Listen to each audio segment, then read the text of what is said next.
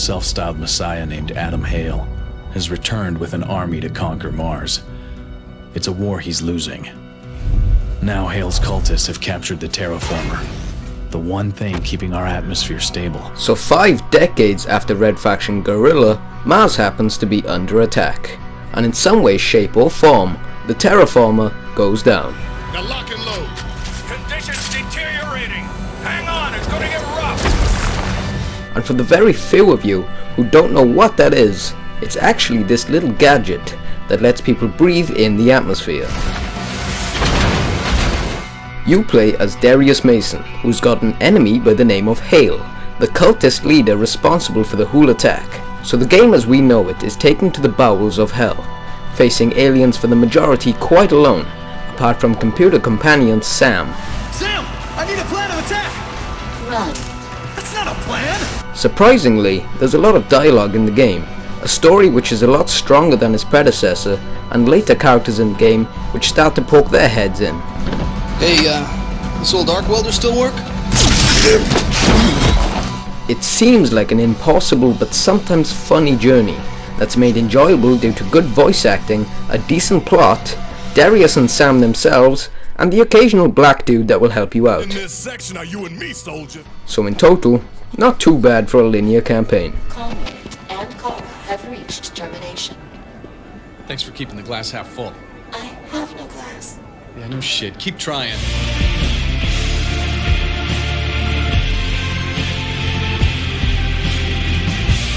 Presentation-wise, Factions got its moments. Dead Space 2 was considered a good-looking game, despite there being no sun. Some aspects feel similar to Dead Space, but obviously not as scary. Visually, I can't say Faction has amazing graphics. Its effects are amazing, cutscenes, character models and Darius look fairly great, but in total, what is there to really define this game? Is it the many insane, crazy-looking monsters across the caves? No. So what can I say about the graphics overall? Well, to be honest with you, not much, aside from Faction's crazy ideas, weapons, and to some extent the monsters. Level design will take you through the briefest, most basic moments in Red Faction camps, but it will also take you through some vast catacombs and some massive burning lava pits. The design does tend to vary and complement the game overall, but in total, a game underground obviously comes with its negatives. There are moments on the surface, but in this day and age look too basic and dusty more than anything. True, this is Mars, but I honestly would rather look at Guerrilla and its building destruction effects that are just not quite as evident in this game.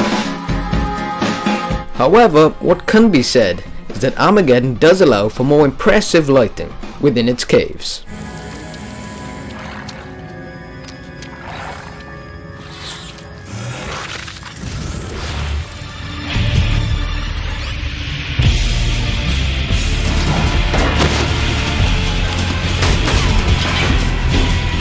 Armageddon is exactly as you would expect. It's a linear dark and to some extent a story-driven single player. I expected Faction to come out and surprise us with moments on the surface and somehow pull off huge destruction in its caves. But it didn't happen, which I'll get to in the enjoyment section.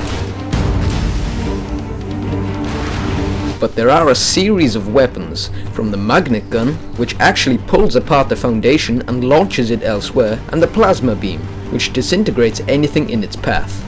Faction's got some great guns, that's for sure. Some of the best ideas I've ever seen.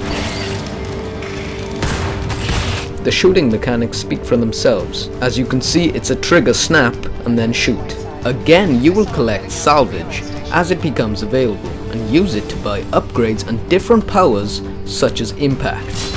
But don't be an idiot like me and not discover half the powers until the last hour of the game. Push the analog stick down. There will be moments when you will get to man some Marauder vehicles that absolutely decimate with its 2-weapon attacks, and a scene which lets you fly.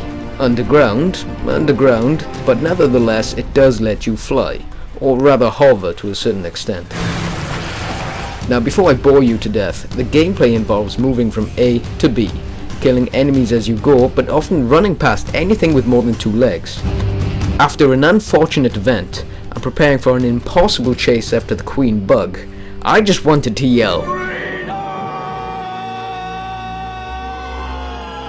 But aside from such moments, the game is fun, but I felt like I was just playing it to get this review up for you guys. So comment, like, subscribe, and come Duke Nukem. I may torture myself once again just for you. Okay, it wasn't that bad. It's a very good game in fact, even great in some ways, but just didn't live up to my expectations.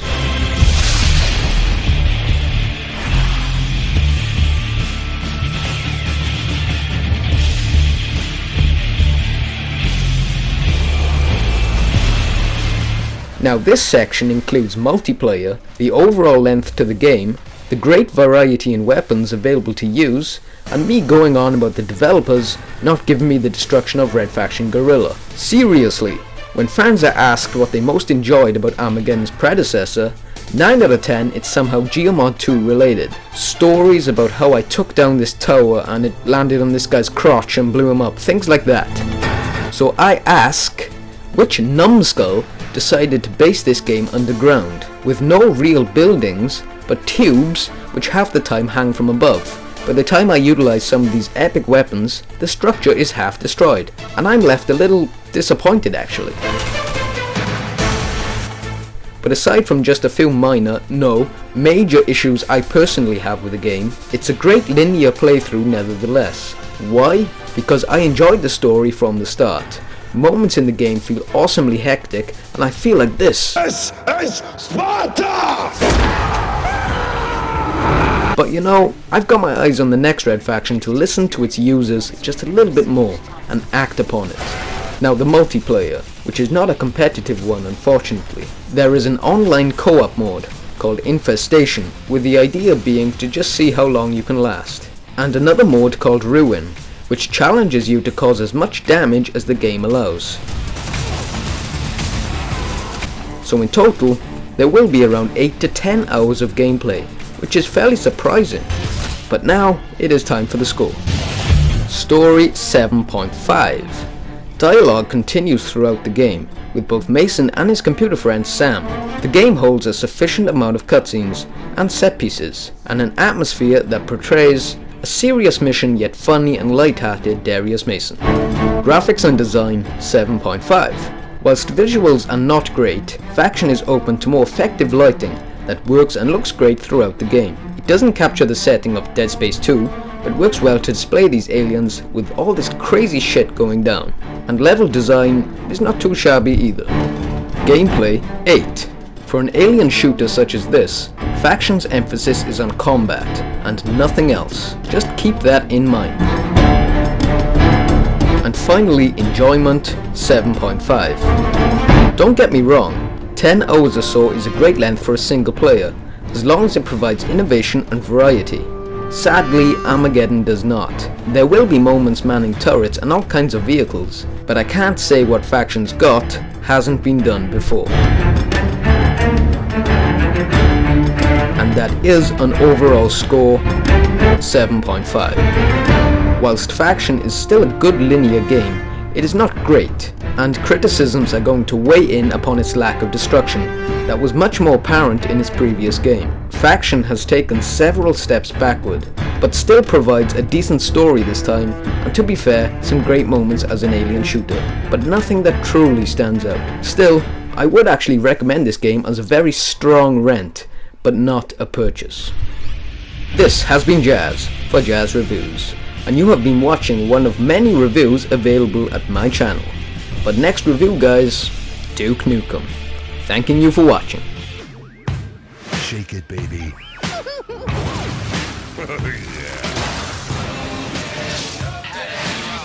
It's as easy as 1, 2, 3.